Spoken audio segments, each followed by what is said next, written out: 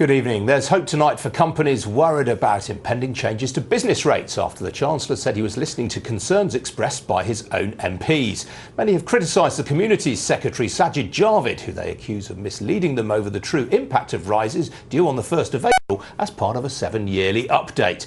Some analysts have described figures provided by the government as from a parallel universe. So how do business rates work? Our business correspondent Adam Parsons is at Sky News Centre to explain. Well, the origins of business rates go way back, there you go, to the Poor Law Act of 1572, when rates were added to property to help support those facing destitution. And the principle hasn't actually changed very much. A business pays tax based on the rateable value of its property. That want to be pretty high. So if you've got a high street shop, business rates probably hit you harder than, let's say, an online company that uses an out-of-town distribution centre. The government says 73% of businesses are going to see their rates either frozen or reduced, and that 600,000 companies will end up paying nothing at all. But some analysts claim ministers have underestimated those rises by up to 7%, and that will mean some businesses who expect a fall in rates might actually see them go up. Now, in terms of how that affects the whole country, the changes vary are dependent on where you live. For instance, Redcar up there in North Yorkshire, the government says rates there will be falling by 28.3% in the next financial year. Copeland, where there's a by-election, rates supposedly falling by 21%. Good news for parts of the north, at least on paper. And the south, though, gets a little bit more complicated. Let's try Eastbourne. No change at all there in rates. And once we get into London, well, we start seeing some pretty impressive rises. In Islington, Jeremy Corbyn's constituency, rates up by over 30%. And in Hackney, even more, up there by 31.7%. The question, is this fair? Well, remember, the government has long talked of rebalancing the economy. So you might just paint this as a way of supporting businesses in poorer parts of the country through what looks like tax breaks. Thanks, Adam. Well, the Shadow Business Minister, Bill Esterton, is in our Westminster studio, and here in the City studio is Debbie Warwick. She's head of ratings at Daniel Watney, a property consultancy that has conducted analysis on how the new transitional regime will hit businesses. Well, Debbie, let's start with you. You've done some research which suggests that there are going to be rather fewer winners from this revaluation than the government's been suggesting. How do you arrive at that conclusion? Good evening. Certainly, we looked at a number of, well, all of the rateable values across the country. We did a study in particular on some retail premises, some of those larger retail premises across the whole country, and found that 5,000 of them should be facing a decrease in their rates bill. However, many of them won't be facing that full decrease or having the benefit of it until perhaps years 4 and 5. And why is that? Well, because we haven't had a revaluation for 7 years now, there are some big increases and large decreases to be found across the country geographically, so very well spread, north and south, east and west.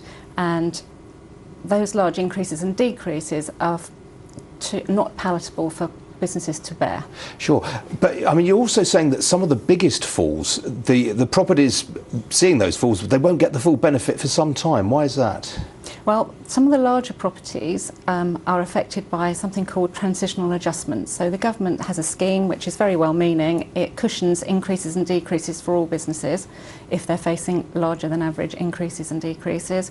And the larger properties are decreasing very slowly, so that, in fact, across the whole 5 years, they're not destined to see a 25% reduction. So for those who are hoping to see a 50% reduction, for example, they won't see it in 5 years' time. Don't go cracking out the champagne yet. All right. No. Well, Bill Esterton, let's bring you in. What's actually wrong with business rates? I mean, the principle seems fairly sound. If you use expensive land, you pay more rates. If you use cheaper land, you pay lower rates.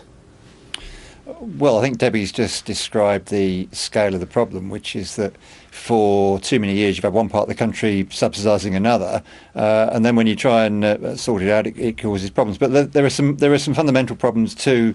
I was talking to some newsagents today who tell me that they're affected by what's sometimes called double rating, where they have a cash machine in their shop, and they pay rates on that on top of the rate. And somebody was telling me they pay £11,000 in business rates, and if they have a cash machine, it's an extra £8,000 on top. That's just one example. And fundamentally, what we've got is an outdated system. And I think that, and as Debbie rightly referred to there, we should have proper transitional relief to support those who otherwise are losing out with these changes. And I think in the long term, we do need to overhaul business taxes completely. In general, though, Bill, isn't it a good thing potentially? You could see business being diverted away from London and the South East towards other less well-off parts of the country. I mean, surely that would be good for the rebalancing of the economy. We certainly need to rebalance the economy, but I think there are some problems that Debbie's report and the reports of some other consultants have shown, which is that the changes the government have announced aren't as good as they've claimed. So I think we need to see in the budget the chance of having another look at this and setting things straight. I had a constituent email me yesterday saying that their business rates are going to double. Now, we weren't expecting to see increases at all in my constituency, so something's clearly gone very badly wrong. Well, Debbie, previously, when rates went up, the increase was capped in the first year at 12.5%. That isn't the case this time around. Would you like to have seen that reinstated, that previous arrangement? Yes, I think it was a shock to most businesses that envisaged perhaps seeing a 12.5% increase, which was the maximum that had been seen before across the board, to suddenly face a 42% increase for some has been pretty devastating, I think. I think the Scottish government's actually still maintained that system, hasn't it? There's no transition really in Scotland. Yeah. Okay. What about, so the government says, David Gauke, the Chief Secretary to the Treasury, said last week that something like 3/4 of all small businesses would either see a fall in business rates or no change. What do you think the number is like more realistically? Well, I think 20% of properties see no change in their rating assessment. So they effectively will see no real change in their liability next year, perhaps a slight decrease. But for the rest, they're going to struggle to actually see the decreases that they should have. Right. Bill, you've said that Labour wants to have a complete rethink on business taxation, small business taxation completely. Does that mean that you're committed to doing away with business rates and replacing them with something else? Well, that's why I said we need to look at business tax as a whole. I mean, clearly we've got to collect taxes to pay for public services, to pay for the kind of investment in infrastructure and skills that business needs, but we've got to look at how we collect it, because at the moment we have corporation tax. We've already got one of the lowest rates anywhere in the world of certainly in the OECD of corporate taxes. But we've got a business rates system unlike any other, almost anywhere else in the world as well. And I think the problem is, was it 1542 the date we were shown there, or something, or was it? It might even have been earlier than that. It's a very, very old system of property tax, and I question whether it really is fit for purpose. It does seem that business taxation in this country is very much skewed towards favouring the few very largest companies, and you mentioned online in the piece we saw, and the fact that online businesses do very well out of business rates, and perhaps the time has come to overhaul the whole thing.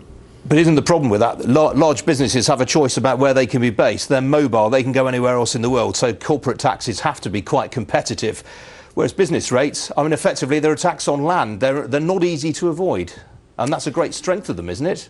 Well, the time's come with corporation tax to start collecting it where profits are earned, hasn't it? And this is a debate that's been going on for some time. Rather than being large corporations being able to choose to pay it in, say, Luxembourg or another jurisdiction, I think that the time's come where we get people to pay the taxes where they earn their profits, and that's the start of the process. And alongside that, we've got to look at exactly what is a fair tax system that collects taxes that are needed, but also creates the kind of level playing field that businesses of all sizes want and need so that they can thrive. All right, Bill Esterton in Westminster, Debbie Warwick here in the studio. Thanks both for joining me. Thank you. Government